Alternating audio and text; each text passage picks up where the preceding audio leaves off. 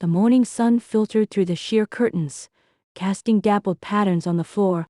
I woke up to a wave of soreness. My whole body felt as if it had been run over by a truck, especially my waist abdomen and inner thighs. The deep-seated ache made me want to curse. I struggled to push myself up. The first thing I saw was a strange ceiling painted in gray-blue. Memories flooded back, the arguments about divorce, the wild joy of rebirth, the breathtaking glimpse in the bathroom, and that seemingly endless duel of the night before. I jerked my head to the side. The spot next to me in bed was empty, the covers neatly folded, as if the beast who had devoured me whole in the darkness had never existed. Awake? The bedroom door opened, and Kin Fang walked in, holding a glass of water. He had changed into his tailored dark gray suit, his hair impeccably styled, and his gold-rimmed glasses perched on his high nose bridge. He exuded an elite, almost ascetic air of restraint, but the faint shadows under his eyes betrayed the exertion of the previous night. Alone, I pulled the duvet up to cover my bare shoulders, my voice still a bit hoarse. What time is it? 8:30. Kin Fang walked to the bedside, handed me the glass of water, and his gaze lingered on my exposed collarbone for a split second before shifting away as if nothing had happened. Not going to the office today. I took the glass, feeling a pang of guilt inside. In the past, I was a housewife, my life revolving around shopping and spa days. While Kin Fang never said anything outright about my parasitic lifestyle, a trace of disdain was always etched in his brow. In this second life, I didn't plan to instantly transform into a career powerhouse, but I couldn't afford to look too useless either. I twisted my fingers, probing tentatively. I was thinking of going to the job market today. Kin Fang raised an eyebrow, seemingly surprised. You want to get a job? Yeah, I nodded, trying to sound righteous. I'm 20-3 already. I can't just keep relying on you forever. Can I? Even though I'm not divorcing you now, I should at least aim for some financial independence. Truth be told, my little brain was buzzing with calculations. Finding a job was the excuse. Getting close to his company was the real goal. If he ever ran short of funds for his startup, I could produce my private savings at the drop of a hat. If he encountered difficulties, I could be there to help. Kin Fang looked at me, a hint of scrutiny in his eyes. All right. He nodded, a faint, almost imperceptible curve appearing at the corner of his mouth. But not today. You need to rest. My face flushed. Thinking of last night's frenzy, a mix of embarrassment and anger flared up. Who needs to rest? I'm in great shape. Oh? Kin Fang leaned down, placing his hands on the headboard, caging me between him and the wood. The clean, crisp scent of his cologne instantly enveloped me. If Madame Zhang is in such great shape, then who was it who was crying and begging for mercy last night? I was left speechless, my cheeks burning hot enough to fry an egg. You pervert! I grabbed a pillow and threw it at him. Kin Fang dodged it nimbly, straightened up, and adjusted his tie. I'm heading to the office. Breakfast is on the table. Eat it, and then take the medicine. What medicine? I asked wearily. The morning-after pill. Kin Fang walked towards the door without looking back, his tone as flat as if discussing the weather. Last night was impulsive. I forgot to take precautions. Even though you're young, to be safe, it's best to take one. Boom. My mind exploded. Morning-after pill? No.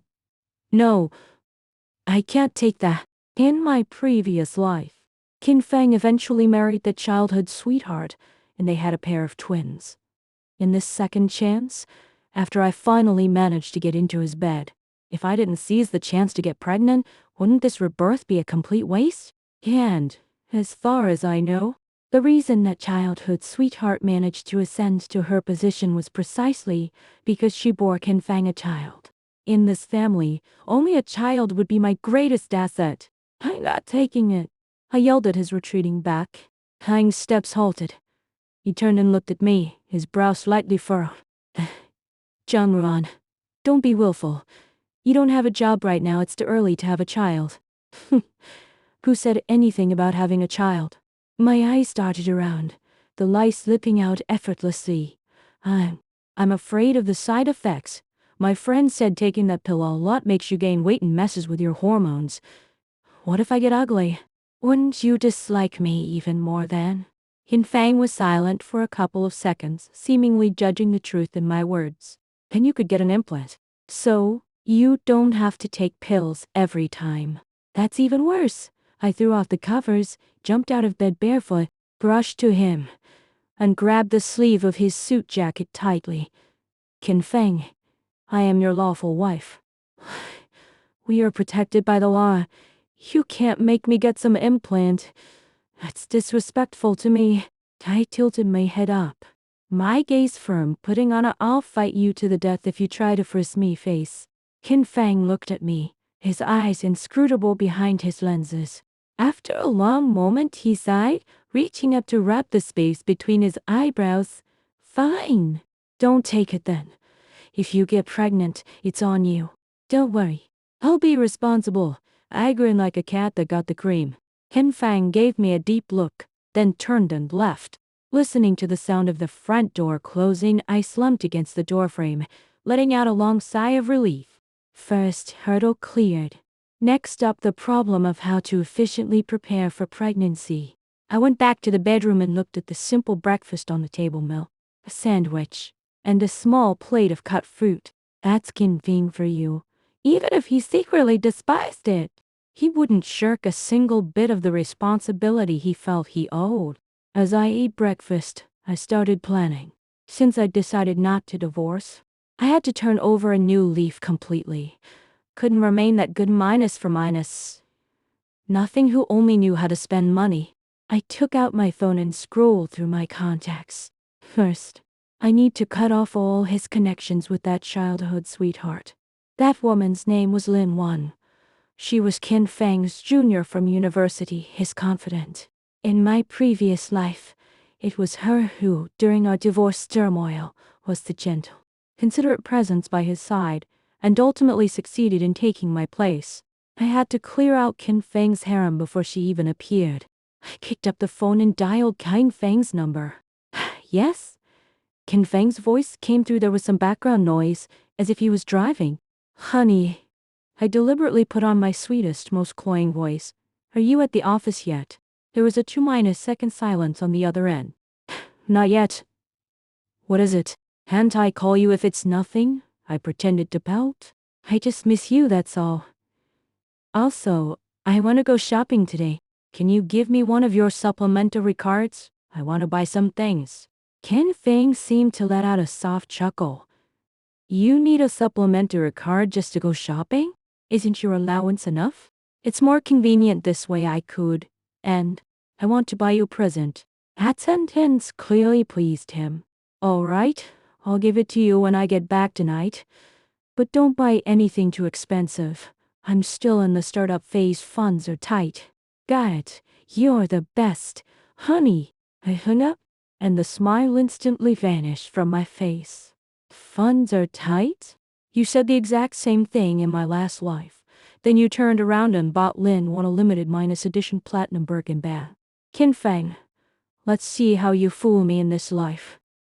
I changed my clothes, applied some delicate makeup, put on my high heels, and headed out. I didn't go shopping. Instead, I hailed a taxi directly to Qin Fang's current workplace, a fledgling internet startup. Even though he was just a regular employee now, I knew this company was on the verge of explosive growth, and Qin Fang was the key figure who would lead it to glory. I had to firmly grasp his wings before he took flight. When I reached the building, I didn't go inside immediately. Instead, I found a seat in a nearby cafe, with a clear view of the company's main entrance through the glass door. I was waiting. Waiting for someone. Around 10 o'clock, a red Volkswagen Beetle pulled up in front of the building. The door opened, and a woman in a white dress stepped out. Her long hair cascaded over her shoulders, her demeanor gentle and graceful. She was holding a thermal lunchbox, looking tender and vulnerable. Lin Wan, even after a rebirth, Seeing her still stirred up an inexplicable soreness and hatred within me. She walked into the company with practiced ease. The receptionist girl seemed to know her, greeted her with a smile, and let her in. I smirked coldly, paid the bill, and left the cafe. Since you're here, don't think you're leaving so easily. I fixed my expression, strode in with elegant steps. Hello, how can I help you? The receptionist asked politely when she saw me. I smiled gently, took out my phone, and dialed Kang Feng Feng's number. Honey, I'm downstairs at your company. Which floor are you on? Once the call connected, I said loudly, making sure the receptionist could hear. Qin Fang's voice held a note of surprise. What are you doing here? I wanted to surprise you. I could. Come on, tell me, which floor? Third floor. Tech department. Okay. I hung up, winked at the receptionist girl and said, my husband is on the third floor. I'm here to see him. The receptionist girl was momentarily taken aback. Then a look of understanding dawned on her face. Oh, your sister minus and minus lock in. Please, come in.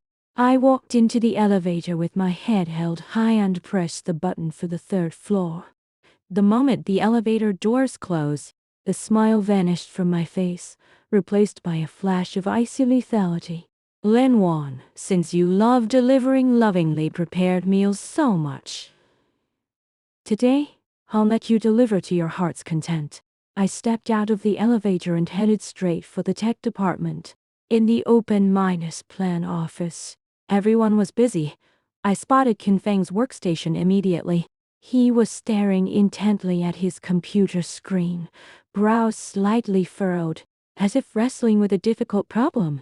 And standing right beside his seat was Lin Wan, holding the thermal lunchbox, speaking to him softly and persuasively. Qin Feng, you should eat a little. You didn't have breakfast. How will you have the energy to work this afternoon? Qin Feng didn't even look up. Lin Wan, I told you I'm not hungry. Take it back. But can't you understand plain speech? My clear voice rang out across the office floor. All eyes instantly snapped to me. Lin Wan turned around. Seeing me, a flicker of panic flashed in her eyes. You are? I walked to Qin Fang's side, naturally looped my arm through his, rested my chin on his shoulder, and smiled sweetly at Lin Wan. I'm Kang's lawful wife, Zhang Ruan. Miss, isn't it a bit inappropriate to come to someone else's husband's workstation first thing in the morning to deliver breakfast? Lin Wan's face instantly flushed crimson. She looked at me, then at Qin Fang, flustered and at a loss. I didn't know you. Qin Fang, I'm sorry. I'll go. Hugging the lunchbox, she turned to leave in embarrassment. Wait. He stopped her. Lin Wan halted, her back to me, her body trembling slightly. Since you're here, no need to rush off. I let go of Qin Fang, walked up to Lin Wan, and took the thermal lunchbox from her hands. This soup looks nice, made for Qin Fang. Lin Wan bit her lip, not daring to speak. Since it's a kind gesture, we shouldn't let it go to waste. I opened the lunchbox. Inside was a bowl of steaming fish soup. I picked up the bowl, walked to the trash can, and, in front of everyone, poured the entire contents of the bowl into it. What a shame. I clapped my hands lightly, then turned to look at Lin Wan, whose face was now livid. It seems Qin Fang really isn't hungry. He can't even appreciate Miss Lin's kind thoughts. With that, I handed the empty container back to Lin Wan, smiling with an innocent expression. Miss Lin, next time, don't waste your efforts. After all, our Qin Fang is a very busy man. Lin Wan took the empty container, her eyes red, tears welling up but stubbornly refusing to fall. She glanced at Qin Fang, but he remained with his head down, not looking at her. I'm sorry for disturbing you. She turned and ran out of the office area. I clapped my hands lightly and turned around, only to find Kang looking at me, a glint of amusement in his eyes. Zhang Ruan, just now, you looked like a little tigress guarding her food. I walked up to him, hands on my hips. That's right, you're mine. No one can take you. Qin Feng stood up, walked to me, reached out, and pinched my cheek. I'm yours. But he leaned close to my ear, his voice dropping to a whisper. Next time something like this happens, let me handle it. Don't dirty your hands. A shiver ran through me. The warm breath by my ear made me go weak. Okay. Just then, Qin Feng's phone rang. He answered it, and his expression instantly turned grave. All right, I'll be right down. Hanging up, he looked at me. There's an emergency at the company. I need to go to headquarters. You? I'm coming with you, I said without hesitation. Qin Feng hesitated for a second, then nodded. Let's go. On the way down, I couldn't help asking, what's wrong? What happened? Kang Fang's brow was tightly knit. There's a problem with the crucial company project. An investor's pulling out last minute. My heart gave a little jump. In my previous life, it was with this very project that Qin Fang made his name. Not only resolving the crisis, but also securing a huge round of investment. This is his moment, Kishai. Don't worry. I took his hand, giving him an encouraging smile. You can do it. Qin Fang glanced at me, squeezed my hand in return, and a faint smile touched the corner of his mouth. I'll take that as a good omen. When we reached the underground parking garage, Qin Fang opened the passenger door for me. The car started and pulled out of the garage. Just as the car turned a corner, I suddenly saw a blinding pair of headlights flash in the rearview mirror. Immediately after, a black van, as if gone mad, slammed into the side of our car with terrifying force. Watch out! Qin Fang yanked the steering wheel sharply.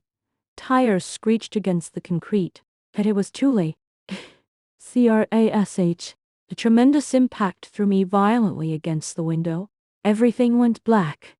Before losing consciousness, the last things I heard were Qin Fang's frantic shout and the system's icy notification tone.